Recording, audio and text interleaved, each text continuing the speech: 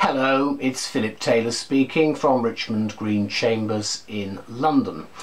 I'm looking at an interesting book which has come to us from Globe Law and Business. Now, some of you may not know much about Globe Law and Business, but they're producing some very useful hands-on books, if I can put it that way, about how we run our firms and our businesses within the legal profession. Those are the books that we have seen, which we've reviewed. This particular book, which I'm looking at this morning, it's got an interesting title. I always like to have it on the side, so you can turn it up that way. Good Governance in Law Firms. And it's called A Strategic Approach to Executive Decision Making and Management Structures. It's been actually written by consulting editor Norman K. Clark on behalf of the International Bar Association. This is the book here. You can see the logo for the Globe Law and Business.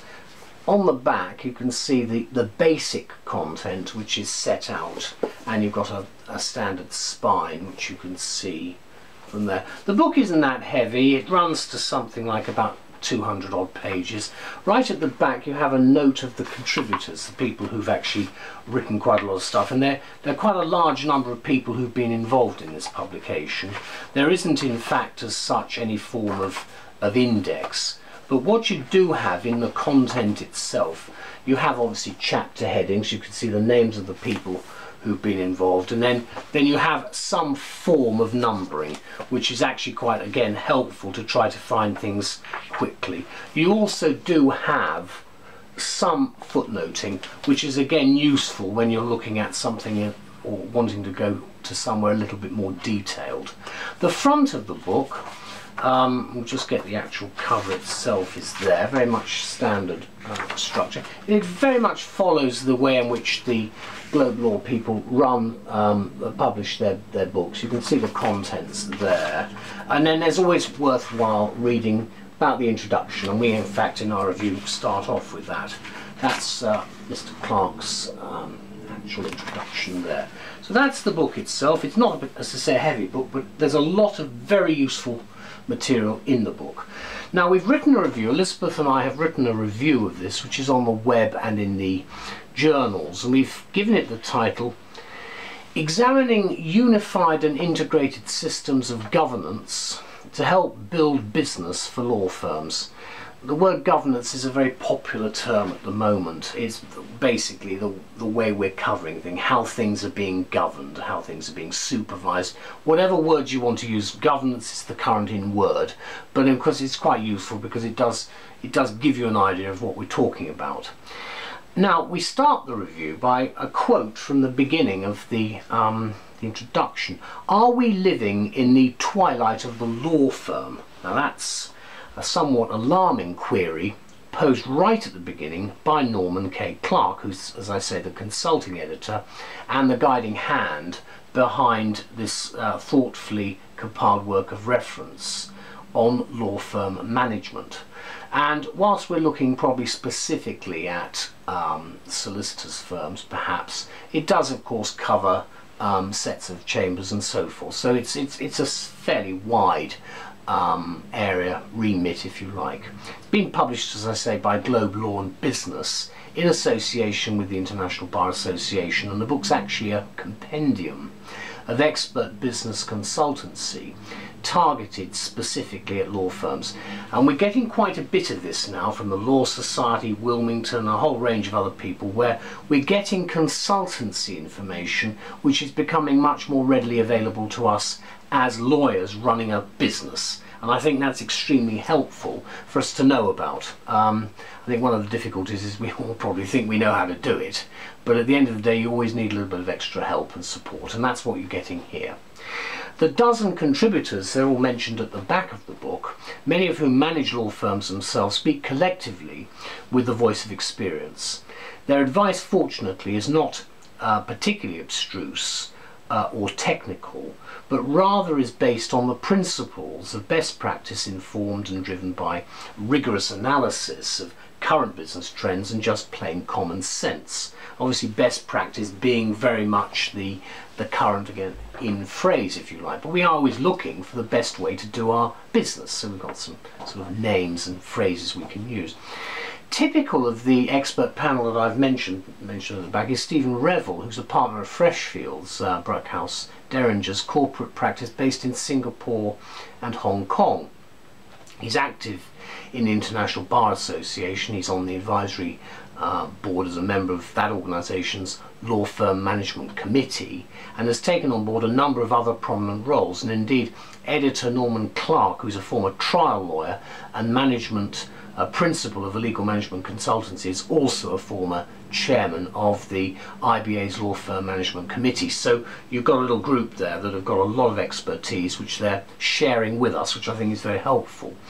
We're citing only 2 examples here, but there are an impressive array of specialist talent on show, and the expertise contained in the book is something I think we all find very helpful. The emphasis, as the subtitle indicates, is on developing a strategic approach to executive decision making, which ideally should be far-sighted, forward-looking and goal-orientated. Aims that are admittedly easier to describe than to achieve in view of the entrenched resistance to change prevalent in so many law firms. Unfortunately, there's still a little bit of that around, but there again, that's part and parcel of us being a rather conservative, with a small c, staid, to some people, profession. The thing is that we've got to move with the times, and that's very much what Globe and a lot of these other publishers are doing, and I'm very grateful to Globe in particular for this, because I think it helps.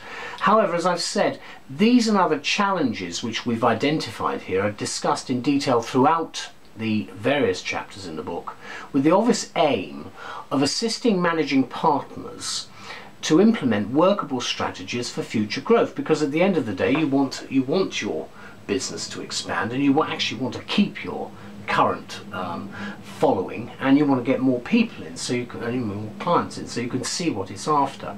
And obviously persuading colleagues to agree with them is a very important part of this role. Helpfully, a number of the chapters refer to, examine or discuss the IBA's best practice guidelines.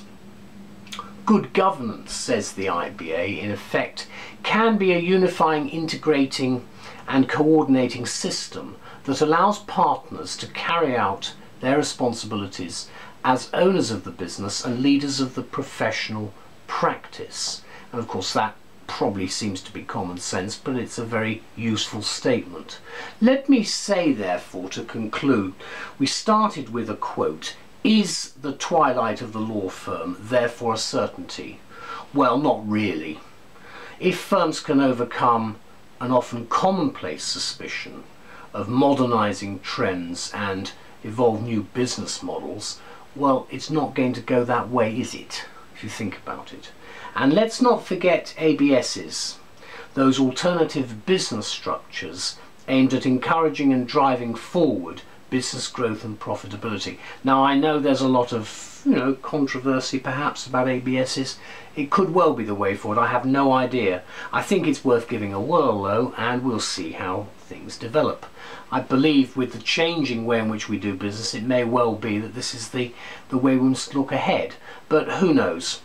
Let me conclude finally by saying, if you're a practitioner therefore, and involved in any way with your firm's business development, and frankly most of the partners are, especially if your practice is now going global, and again quite a few of them are, you'll find this book a useful and valuable addition to your professional library in your firm. So thank you to all concerned. The publication date is given as 2014. I'll just remind you of the book again. That's what it looks like. See that on the back. It's very light, but there's a lot of very useful stuff. Let me just show you here.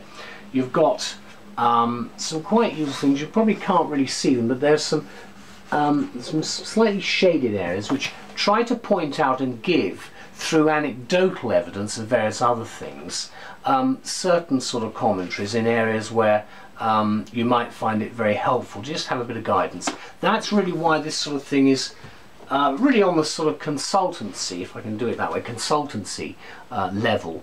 But But instead of paying for a consultant to come in, you've got books like this on the market which you can read, and you may get ideas out of it.